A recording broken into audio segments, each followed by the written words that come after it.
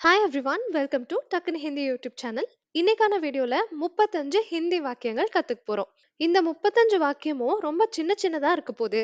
தினசரி வாழ்க்கையில தேவைப்படுற வாக்கியங்களா இருக்க போகுது. அதை விட ரொம்ப முக்கியமானது, பேச்சு வழக்கு தமிழ்ல நம்ம இந்த வாக்கியங்களை யூஸ் பண்ண நமக்கு தெரியும். ஹிந்தில இதையே எப்படி யூஸ் பண்றது, இது மாதிரியே ஒரு ஹிந்தி வாக்கியம் இருக்குமா அப்படின்னு நீங்க கேக்குற மாதிரி அதுக்கு பதிலா இருக்கும் இது. ஸோ இந்த 35 சென்டென்சஸையும் நோட் பண்ணி வச்சுக்கோங்க. எப்பலாம் தேவைப்படுதோ அப்படி அப்படியே எடுத்து பேசிடலாம்.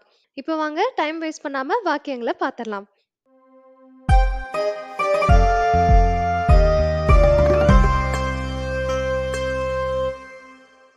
ஃபர்ஸ்ட் சென்டென்ஸ், முடிவை எடு. ஒரு முடிவை எடு அப்படின்னு சொல்றதுக்கு ஃபேஸ்லா லோ அப்படின்னு சொல்லணும். ஃபேஸ்லா லோ. ஃபேஸ்லான்னா முடிவு, லோ அப்படின்னா எடு. இதை நீங்க லேலோன்னு சொல்லிக்கலாம், அது பிரச்சனை இல்லை. ஃபேஸ்லா லோ இல்லைன்னா ஃபேஸ்லா லேலோ. ஒரு முடிவை எடு, உன் முடிவுக்கு வான்னு சொல்ற மாதிரியான ஒரு வாக்கியம். செகண்ட் சென்டென்ஸ், தவறு நடந்து விட்டது. பேச்சு வழக்குல நம்ம சொல்லுவோம் தப்பு நடந்து போச்சு அப்படின்னு. இதுக்கு ஹிந்தில கல்தி ஹோ கயி. கல்தி ஹோ கயி. கல்தினா தப்பு, மிஸ்டேக் அப்படின்னு சொல்லலாம். ஹோ கயி அப்படின்னா ஆகிவிட்டது. கல்தி ஹோ கயி, மிஸ்டேக் ஆயிடுச்சு, தவறாயிருச்சு அப்படின்னு அர்த்தம். நெக்ஸ்ட் ஒன், குழப்ப வேண்டாம். குழப்பி விடாத, ஏதாவது பிரச்சனை பண்ணாத. இதுக்கு எல்லாத்துக்கும் கட்பட் மத் கரோ அப்படின்னு சொல்லலாம். கட்பட் மத் கரோ. கட்பட் அப்படின்னு சொல்லுவாங்க. கட்பட் மத் கரோ அப்படின்னா பிரச்சனை. பிரச்சனைன்னு சொல்ல முடியாது, குழப்பம். ஏதோ ஒரு தெளிவில்லாத தன்மை அப்படின்னு சொல்றதுக்கு தான் இந்த கட்படுங்கிற வார்த்தை யூஸ் பண்ணுவாங்க. கட்பட் மத் கரோ அப்படின்னா அந்த குழப்பத்தை செஞ்சிராத அப்படின்னு அர்த்தம். நெக்ஸ்ட் வாக்கியம், ஏதோ குழப்பம் இருக்கு, ஏதோ தவறு இருக்கு. இந்த ரெண்டுத்துக்குமே குச் கட்பட் ஹே அப்படின்னு சொல்லுவாங்க. குச் கட்பட் ஹே அப்படின்னா ஏதோ குழப்பம் இருக்கு, இல்லைன்னா ஏதோ தப்பா இருக்கு அப்படின்னு சொல்றதுக்கு குச் கட்பட் ஹே. குச் கட்பட் ஹே. ஏதோ தவறு இருக்கு, இல்ல ஏதோ குழப்பம் இருக்கு, ரெண்டுத்துக்குமே குச் கட்பட் ஹே. அடுத்தது, வம்பு செய்யாத அப்படின்னு சொல்லணும்னா, இதெல்லாம் பாருங்க பேச்சு வழக்கு தமிழ்ல நம்ம யூஸ் பண்ணக்கூடிய வார்த்தைகள். இதெல்லாம் ஹிந்தியில எப்படி சொல்றது அப்படின்னு யோசிச்சுட்டு இருந்திருப்பீங்க. இப்ப எழுதி வச்சிருங்க, இல்ல நோட் பண்ணி வச்சிருங்க. வம்பு செய்யாத அப்படின்னா ஹங்காமா மத் கரோ. ஹங்காமா மத் கரோ. இதே மாதிரி மத் கரோ தான் எங்கேயும் படிச்சோம்னா கட்பட் மத் கரோல படிச்சோம்.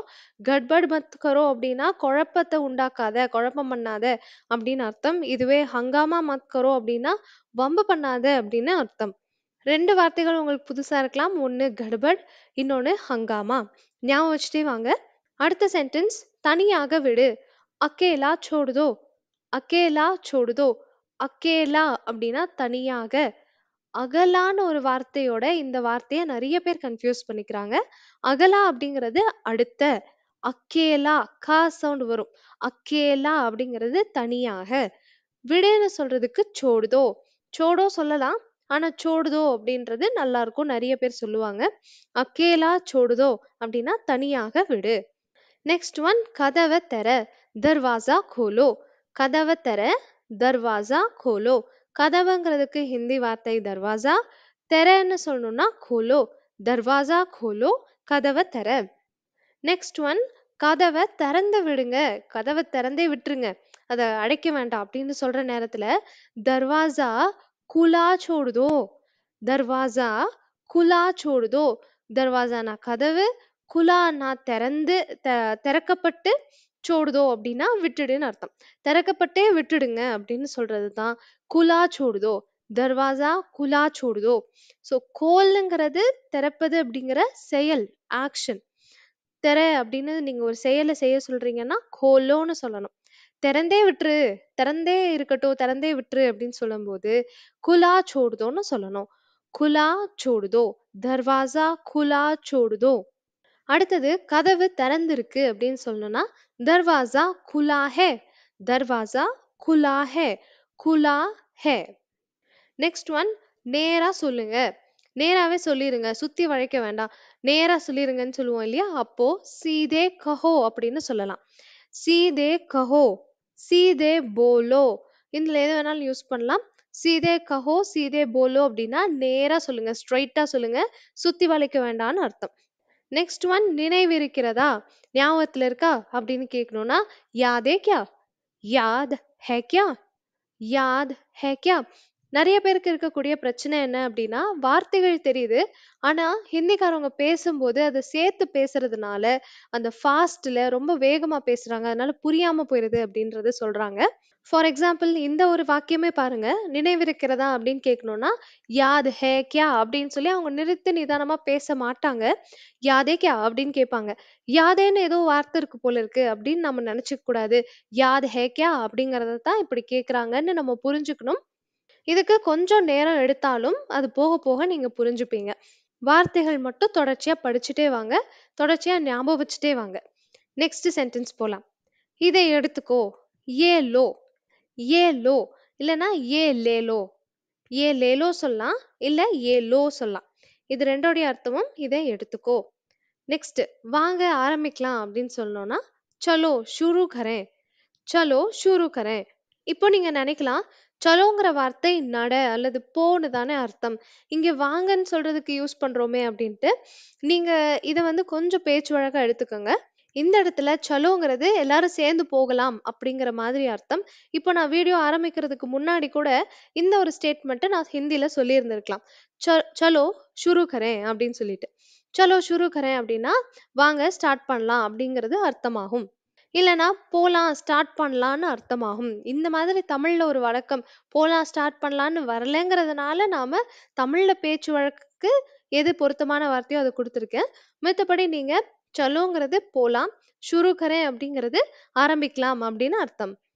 நெக்ஸ்ட் சென்டென்ஸ் அமைதியாக உட்காரு. சுப் கர்கே பேட்டோ. சுப் கர்கே பேட்டோ. சுப் கர்கே அப்படின்னா அமைதியாக இல்லைன்னா வாய் மூடிட்டுன்னு சொல்லலாம். பேட்டோ அப்படின்னா உட்காரு. சுப் கர்கே பேட்டோ. நெக்ஸ்ட் ஒன் உன் அறிவை பயன்படுத்து. உன்னோட அறிவை யூஸ் பண்ணு அப்படின்னு சொல்லணும்னா அப்னா திமாக் லகாவோ. அப்னா திமாக் லகாவோ. ஸோ இந்த வார்த்தைகள் சில நேரங்கள்ல தமிழ்ல வர வார்த்தையோடைய அப்படியே டிரான்ஸ்லேஷன் வரது இல்ல. இருந்தாலும் அந்த நார்த் இந்தியா சர்க்கிள்ல என்ன வார்த்தைகள் யூஸ் பண்றாங்களோ அது உங்களுக்கு குடுத்துருக்கேன். அதோடைய தோராயமான அர்த்தம் இங்க நான் தமிழ்ல குடுத்துருக்கேன். உன் அறிவை பயன்படுத்துன்னு சொல்லும்போது, அப்னா திமாக் லகாவோன்னு சொல்லுவாங்க. அதோட அர்த்தம் இப்ப அப்னா திமாக் லகாவோ அப்படிங்கிறதோடைய அர்த்தம் தோராயமா என்ன அர்த்தம்னாக்க, உன் கொஞ்சம் அறிவ பயன்படுத்தி அறிவை யூஸ் பண்ணு, கொஞ்சம் யோசிச்சு பாரு அப்படிங்கிற அர்த்தம் தான் இது குடுக்குது. நெக்ஸ்ட் ஒன் நீயே எடுத்துக்கோ. நீயே எடுத்துக்கோ. யாரும் எடுத்து தரணும்னு நெனச்சுக்காத. நீயே எடுத்துக்கோ அப்படின்னு சொல்லணும்னா, குத் சே லே லோ. குத் சே லே லோ. குத்னா தானாகவே. குத் சேனா தானாகவே. லே லோ அப்படின்னா எடுத்துக்கோ. குத் சே லே லோ. தானாவே எடுத்துக்கோ. நீயாவே எடுத்துக்கோ அப்படின்னு அர்த்தம். நெக்ஸ்ட் ஒன் உன்னோட வீடுன்னு நெனச்சுக்கோ. இப்போ உங்க ஃப்ரெண்டு வீட்டுக்கு போறீங்க. அங்க சொல்றாங்க, உன்னோட வீடுன்னே நெனச்சுக்கோ அப்படின்னு. இது எப்படி சொல்லுவாங்க? அப்னா கர் சம்ஜோ. அப்னா கர் சம்ஜோ. அப்னா கர்னா தன்னுடைய வீடு. சம்ஜோனா நெனச்சுக்கோ. தன்னுடைய வீடுன்னே நெனச்சுக்கோ. அதாவது உன்னோட வீடுன்னே நெனச்சுக்கோ அப்படின்னு சொல்றது தான் அப்னா கர் சம்ஜோ. சம்ஜோ அப்படின்னா அண்டர்ஸ்டாண்ட் பண்ணிக்கிறது, நெனச்சுக்கிறது இது எல்லாத்துக்குமே யூஸ் பண்ணலாம். நெக்ஸ்ட் ஒன் சின்னதா ஒரு தூக்கம் எடுத்துக்கோ அப்படின்னு சொல்றோம். அதாவது தூங்குறதுங்கிறது 8 மணி நேரம், 10 மணி நேரம் தூங்குறது மாதிரி கிடையாது. சின்னதா ஒரு 10 நிமிஷம், 1/4 மணி நேரம்னு தூங்குறத ஜப்கின்னு சொல்லுவாங்க. ஜப்கி லே லோ அப்படின்னா சிறு தூக்கம் எடுத்துக்கோ அப்படின்னு அர்த்தம். ஜப்கி லே லோ. ஜப்கிங்கிற வார்த்தை நெறைய பேருக்கு புதுசா இருக்கலாம். லைக் கட்பட். கட்படுங்கிற வார்த்தை, அப்புறம் ஹங்காமாங்கிற வார்த்தை இதெல்லாம் புது வார்த்தைகளா இருந்திருக்கலாம். அதோட ஜப்கியும் புது வார்த்தையா இருக்கலாம். இந்த புது வார்த்தைகள் இருந்தா ஒரு 4 வாட்டி ரிவிஷன் பண்ணிக்கோங்க. மைண்ட்ல நிக்கிற அளவுக்கு பார்த்துக்கங்க. ஜப்கி லே லோ அப்படின்னா, சிறு தூக்கம் எடுத்துக்கோ. இதுவே சின்னதா தூக்கம் எடுத்துக்கன்னு சொல்லாம, ஓய்வெடுன்னு சொல்லணும்னா, இது தூங்குறதுன்னு அர்த்தம் கிடையாது. ஓய்வெடுக்க சும்மா படுத்துட்டு ஓய்வு எடுக்கிறது. இது ஆராம் கரோ அப்படின்னு சொல்லலாம். ஆராம் கரோ அப்படின்னா ஓய்வெடு. இங்கேயும் பாருங்க தமிழ்ல ஓய்வு எடுன்னு வருது. எடுனா அப்ப நீங்க லேலோ தானே போடணும் அப்படின்னு நம்ம கேட்க முடியாது. ஏன்னா அந்த வட்டார வழக்குல இந்த மாதிரி தான் யூஸ் பண்ணுவாங்க. ஹிந்தியிலேயே மோஸ்ட்லி இந்த மாதிரி தான் யூஸ் பண்ணுவாங்க. யாருமே ஆராம் லேலோன்னு சொல்றது கிடையாது. அதனால அதே வழக்கத்த தான் நம்மளும் யூஸ் பண்ற மாதிரி வருது. ஆராம் கரோ. நெக்ஸ்ட் ஒன் அடுத்த சென்டென்ஸ் பாருங்க. மழை பெய்ய போகிறது. மழை பெய்ய போது அப்படின்னு சொல்லணும்னா, பாரிஷ் ஹோனே வாலி ஹை. பாரிஷ் ஹோனே வாலி ஹை. மழை பெய்ய போது கொடை எடுத்துட்டு போ அப்படின்னு சொல்லணும்னா, பாரிஷ் ஹோனே வாலி ஹை அப்படிங்கிறத யூஸ் பண்ணுங்க. பாரிஷ்னா மழை, ஹோனே வாலி ஹைன்னா பெய்ய போகுது, இல்ல பெய்யலான்னு இருக்கு அப்படின்னு அர்த்தம். இதுவே மழை பெய்யுதுன்னு சொல்லணும்னா, இப்போ பார்க்குறீங்க வெளிய மழை பெஞ்சுட்டு இருக்கு. அத எப்படி சொல்றதுன்னா, பாரிஷ் ஹோ ரஹி ஹைன்னு சொல்லணும். பாரிஷ் ஹோ ரஹி ஹை. பாரிஷ் ஹோனே வாலி ஹைன்னா மழை பெய்யலான்னு இருக்கு, பெய்ய போது. இதே பாரிஷ் ஹோ ரஹி ஹைன்னா மழை பெஞ்சுட்டு இருக்கு. இப்போ கூட பார்க்குறேன் மழை பெஞ்சுட்டு இருக்கு அப்படின்னு சொல்ற மாதிரி அர்த்தம். இப்போ இந்த நிமிஷம் அந்த அந்த விஷயம் நடந்துட்டு இருக்குன்னா, இந்த ரஹாவோ இல்ல ரஹியோ வரும். அப்படிதான் இங்கேயும் வந்திருக்கு. பாரிஷ் ஹோ ரஹி ஹை அப்படின்னா மழை பெஞ்சுட்டு இருக்கு அப்படின்னு அர்த்தம். அடுத்தது நெறைய அர்த்தங்கள்ல நீங்க யூஸ் பண்ணலாம். நேரம் போயிட்டு இருக்கு. இப்போ ஒரு எக்ஸாம் எழுதிட்டு இருக்கீங்க. அப்போ அங்க இருக்கிறவர் சொல்றாரு, "நேரம் போயிட்டே இருக்கு. சீக்கிரம் எழுதுங்கன்னு." அப்ப யூஸ் பண்ணலாம். இல்லன்னா ரொம்ப நாளைக்கு அப்புறம் ஒரு சின்ன குழந்தைய பார்க்குறீங்க. அந்த குழந்தை இப்ப பெருசாகி வளர்ந்துருச்சு. காலம் ரொம்ப வேகமா ஓடுது. காலம் கடந்துட்டே இருக்கு அப்படின்னு நீங்க சொல்லுவோம் நம்ம. தமிழ்ல இந்த வழக்கம் இருக்கு. இதே ஹிந்தில "சமய் பீத் ரஹா ஹைன்னு" சொல்லுவாங்க. "சமய் பீத் ரஹா ஹை." சமயனா நேரம், பீத் ரஹா ஹை அப்படின்னா கடந்து கொண்டிருக்கிறது, இல்ல அ நகர்ந்து கொண்டிருக்கிறது அப்படின்னு அர்த்தம். "சமய் பீத் ரஹா ஹை" அப்படின்னா நேரம் போயிட்டு இருக்கு, நேரம் கடந்துட்டே இருக்கு அப்படிங்கிறது அர்த்தம். "சமய் பீத் ரஹா ஹை." அடுத்த வாக்கியம் "அடிபட்டு விடும், காயம் பட்டுடும்" அப்படின்னு சொல்றதுக்கு, இப்ப "பார்த்து விளையாடு" இல்லன்னா "காயம் பட்டுடும், அடிபட்டுடும்" அப்படின்னு சொல்லணும்னா, "சோட் லக் ஜாயேகி." சோட் லக் ஜாயேகி. சோட்டுன்னா அடி அல்லது காயம்னு சொல்லலாம். லக் ஜாயேகி அப்படின்னா பட்டுடும்னு அர்த்தம். சோட் லக் ஜாயேகி அப்படின்னா காயம் பட்டுடும், இல்ல அடிபட்டுடும் அப்படிங்கிறது அர்த்தம். இதுக்கப்புறம் குழந்தைகள்ட்ட சொல்லும்போது, "பார்த்து விளையாடு, அடிபட்டுடும்னு" சொல்லும்போது, இந்த சென்டென்ஸ் ஞாபகம் வச்சு யூஸ் பண்ணி பாருங்க. "சோட் லக் ஜாயேகி" அப்படின்னு சொல்லுங்க. சோட் லகேகி இல்ல லக் ஜாயேகின்னு சொல்லலாம். அடுத்த வாக்கியம் "இதுவே எல்லை." இதுவே எல்லை. இது எப்போ நம்ம யூஸ் பண்ணுவோம்னா, இங்கிலீஷ்ல "திஸ் இஸ் த லிமிட்" அப்படின்னு சொல்லுவோம்.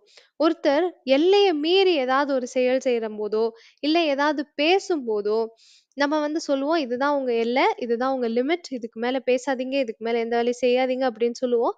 அப்போ "இதுவே எல்லை, இதுதான் லிமிட்" அப்படின்னு சொல்லணும்னா, "ஹத் ஹோ கயி" அப்படின்னு ஹிந்தில சொல்லுவாங்க. ஹத் ஹோ கயி. ஹத் அப்படின்னா எல்லை. ஹோ கயி அப்படின்னா ஆயிடுச்சு, எல்லைக்கு வந்துருச்சு அப்படின்னு சொல்ற மாதிரி ஒரு அர்த்தம். ஹத் ஹோ கயி. அதே மாதிரி பேச்சு வழக்கு ஹிந்தில ஒரு வாக்கியம் ரொம்ப ஃபேமஸ், "பஹுத் ஹோ கயா." "பஹுத் ஹோ கயா" அப்படிங்கிறதும் அதே அர்த்தத்துல தான் வரும். ஏறத்தாழ அதே அர்த்தம் தான். இத அப்படியே டிரான்ஸ்லேட் பண்ணோம்னா, "ரொம்ப அதிகமாயிருச்சு" அப்படின்னு அர்த்தம் வரும். இத நான் இன்னும் தெளிவா உங்களுக்கு எக்ஸ்பிளைன் பண்றேன். இப்போ ஒரு நபர் இன்னொரு நபர தொடர்ந்து கேலி பண்ணிக்கிட்டே இருக்காரு. அப்போ அந்த இன்னொரு நபர் 2வது நபருக்கு கோவம் என்ன சொல்றாருன்னா, "ரொம்ப ஆயிருச்சு. இதுவரை நான் பொறுத்ததெல்லாம் பொறுத்துக்கிட்டேன். ரொம்ப ஜாஸ்தி ஆயிருச்சு. இதுவே எல்லை ஆயிருச்சு. இந்த மாதிரி ரொம்ப ஆயிருச்சு" அப்படின்னு சொல்றதுக்கு இந்த "பஹுத் ஹோ கயா" அப்படின்னு யூஸ் பண்ணுவாங்க. பொதுவாவே கோவப்படுற நேரத்துல தான் இத யூஸ் பண்ணுவாங்க. "பஹுத் ஹோ கயா" அப்படின்னா ரொம்ப ஜாஸ்தி ஆயிருச்சு அப்படின்னு அர்த்தம். நெக்ஸ்ட் ஒன், அவள் சிரித்தாள். "वो मुस्कुराई." "वो मुस्कुराई." முஸ்குராங்கிறது சத்தம் போட்டு சிரிக்கிறது அது கிடையாது. அது ஹஸ் அப்படிங்கிற வார்த்தை. அப்ப முஸ்குரானா என்ன? புன்னகைப்பதுன்னு கரெக்ட்டா சொல்லலாம். ஸ்மைல் பண்றது, நாட் லாஃப் பண்றது. அவள் சிரித்தாளுங்கிறத விட, அவள் புன்னகைத்தாள் அப்படின்னு சொல்றதுக்கு, "वो मुस्कुराई" கரெக்ட்டா இருக்கும். இதுவே அவன் புன்னகைத்தான் அப்படின்னு சொல்றதுக்கு, "वो मुस्कुराया." "वो मुस्कुराया." "वो मुस्कुराई" ஒரு பெண்ண பத்தி சொல்லும்போது. "वो मुस्कुराया" ஒரு ஆண பத்தி சொல்லும்போது. நெக்ஸ்ட் ஒன், எனக்கு உதவு, எனக்கு ஹெல்ப் பண்ணு. மேரி மதத் கரோ. மேரி மதத் கரோ. இப்ப நீங்க யோசிக்கலாம், இங்க நான் முஜே போடட்டுமா அப்படின்னு. முஜே போடுறது பேச்சு வழக்குல எங்கேயாவது ஒரு சில இடங்கள்ல ஓகேன்னு சொல்லுவாங்க. ஆனா கரெக்டான ஹிந்தில மேரி அப்படிங்கிறது தான் கரெக்ட்.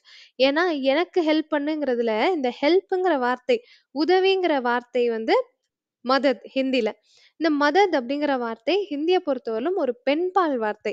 அதனால எனக்கு ஹெல்ப் பண்ணுன்னு சொல்லும்போது, அந்த பெண்ணுக்கான சவுண்ட் அங்க வரணும். மேரி மதத் கரோ, மேரி மதத் கரோ, மேரி மதத் கரோ. நெக்ஸ்ட் ஒன், எனக்கு ஒரு சான்ஸ் குடு, எனக்கு ஒரு வாய்ப்பு குடு அப்படின்னு கேட்கணும்னா, मुझे एक मौका दो, मुझे एक मौका दो. முஜேனா எனக்கு, ஏக்னா ஒரு, மௌகா அப்படின்னா வாய்ப்பு, ஒரு வாய்ப்பு. ஏக் மௌகா, கொடுன்னு சொல்லணும்னா தோ சொல்லலாம், தே தோ சொல்லலாம். அது நம்ம விருப்பம் தான். முஜே ஏக் மௌகா தே தோ, முஜே ஏக் மௌகா தோ. நெக்ஸ்ட் சென்டென்ஸ், கொஞ்சம் நேரம் கொடுங்க, சிறிது நேரம் கொடுங்க அப்படின்னு கேட்கணும்னா, தோடா சமய தேதோ, தோடா சமய தேதோ. தோடானா கொஞ்சம், சமயம்னா தமிழ் வார்த்தை சமயம்னு சொல்லுவோம் இல்லையா, அதே மாதிரி இங்க சமை. சமை அப்படின்னா நேரம். தோடா சமய தேதோ இல்லைன்னா தோடா சமய தோ அப்படின்னா கொஞ்சம் நேரம் கொடு அப்படின்னு அர்த்தம். நெக்ஸ்ட் ஒன், நேரம் கிடைக்கல, சமய நஹி மிலா, சமய நஹி மிலா. நான் சொன்ன மாதிரி சமய அப்படிங்கிறது நேரம், மிலா அப்படின்னா கிடைச்சதுன்னு அர்த்தம், நஹி மிலானா கிடைக்கலன்னு அர்த்தம். நான் நேத்தி வரணும்னு நினைச்சேன், நேரம் கிடைக்கல அதனால வர முடியலன்னு சொல்லும்போது, நேரம் கிடைக்கல அப்படிங்கிறத கடந்த காலத்துல சொல்றோம் இல்லையா, அது சமய நஹி மிலா அப்படின்னு சொல்லணும். இதே நேரம் கிடைக்க மாட்டேங்குது அப்படின்னு சொல்லணும்னா, சமய நஹி மில் ரஹா ஹே, இந்த வேலைய நானும் செய்யணும் செய்யணும்னு நினைக்கிறேன், நேரமே கிடைக்க மாட்டேங்குது அப்படின்னு சொல்லும்போது, இது ஒண்ணும் கடந்த காலம் கிடையாது. இப்ப வரைக்குமே எனக்கு நேரம் கிடைக்க மாட்டேங்குதுன்னு சொல்றேன். அப்போ இத நிகழ்காலத்திலேயே சொல்றேன். "சமய் நஹி மில் ரஹா ஹை, சமய் நஹி மில் ரஹா ஹை." இதுவே இந்த நஹிய எடுத்துட்டு சொல்லி பாருங்களேன். "சமய் மில் ரஹா ஹை" அப்படின்னா நேரம் கிடைக்கிறதுன்னு அர்த்தம். இதே "நஹி மில் ரஹா ஹைன்னா" கிடைக்க மாட்டேங்குதுன்னு அர்த்தம். நெக்ஸ்ட் ஒன், வாக்குறுதி செய் இல்லனா சத்தியம் செய் அப்படின்னா ஹிந்தில வாதா கரோ அப்படின்னு சொல்லுவாங்க. வாதா கரோ, சத்தியம் செய் இல்ல வாக்குறுதி செய்.